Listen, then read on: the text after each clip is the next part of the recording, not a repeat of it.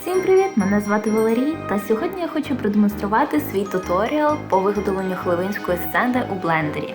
У відео будуть вставки з комбінаціями клавіш для тих, хто тільки вчиться 3D, або можливо ви захочете повторити подібну ілюстрацію.